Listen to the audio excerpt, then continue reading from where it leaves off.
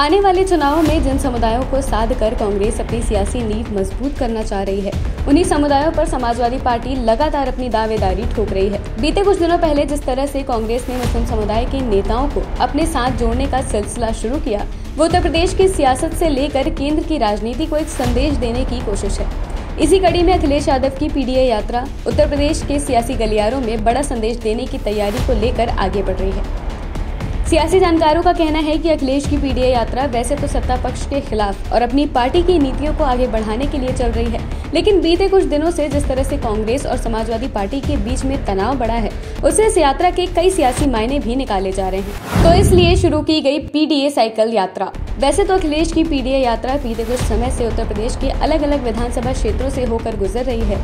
Samajwadi party के नेताओं के मुताबिक पार्टी की ये यात्रा उनके चुनावी एजेंडे और उत्तर प्रदेश में आने वाले लोकसभा के चुनावों की मजबूती के लिहाज से शुरू की गई है, लेकिन राजनीतिक जानकारों का कहना है कि इस यात्रा के माध्यम से समाजवादी पार्टी ने एक साथ कई संदेश दे दिए हैं। इन संदेशों में न सिर्फ भारतीय जनता पार्टी शामिल है, बल्कि INDIA गठबंधन की अहम साझेदार पार्टी कांग्रेस के लिए भी इस यात्रा के माध्यम से बड़े सियासी संदेश निकाले जा रहे हैं। राजनीतिक विश्लेषक बताते हैं कि बीते कुछ दिनों में अगर उत्तर प्रदेश की सियासत को बहुत करीब से समझा जाए तो समाजवादी पार्टी और कांग्रेस के बीच में खुले तौर पर नेताओं के बीच में आमना सामना हो रहा है। शुरुआत आजमगढ़ में हुए चुनावों के नतीजों के साथ हुई, उसके बाद रही सही कसर मध्य प्रदेश में समाजवादी पार्टी की ओर से गठबंधन के चलते मांगी गई सीटों के बाद पूरी हो गई। सेंधमारी में जुटी हुई है कांग्रेस। सियासी जानकार बताते हैं कि कांग्रेस भी लगातार समाजवादी पार्टी के इस गढ़ में सेंधमारी करने की तैयारी कर रही है, जो उसका कोर वोट बैंक है। हालांकि कांग्रेस का मानना है कि समाजवादी पार्टी के साथ जो भी वोट बैंक जुड़ा है, वो कभी कांग्रेस का ही वोट होता था। इसलिए कांग्रेस मुसलमानों से लेकर दलित और पिछड़ों की सियासत में आगे बढ़ रही है। अखिलेश यादव पिछड़ा, दलित और अल्पसंख्यकों के माध्यम से न सिर्फ उत्तर प्रदेश की सियासत बल्कि आने वाले लोकसभा के चुनाव में अपनी मजबूत राजनीतिक नींव रख रहे हैं। ऐसे में समाजवादी पार्टी की पीडीए यात्रा उसी राह पर चल रही है, जिस पर कांग्रेस उत्तर प्रदेश में अपना जनाधार बढ़ाने की तैयारी कर रही है।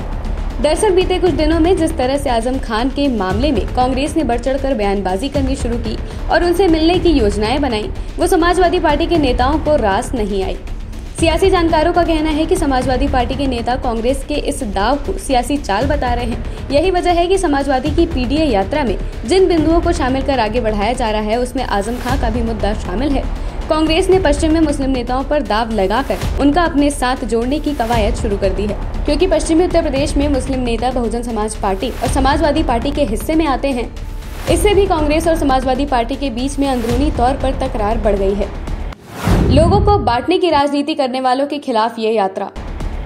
सियासी जानकारों का कहना है कि अखिलेश यादव की पीडीए यात्रा का जितना संदेश भारतीय जनता पार्टी को जा रहा है, उतना ही संदेश या उससे ज्यादा कांग्रेस के लिए है। हालांकि समाजवादी पार्टी के मुखिया अखिलेश यादव ने कहा कि देश में लोगों को बांटने की राजनीति करने वालों के खिलाफ ये यात्रा एक बड़े संदेश के तौर पर निकल रही है।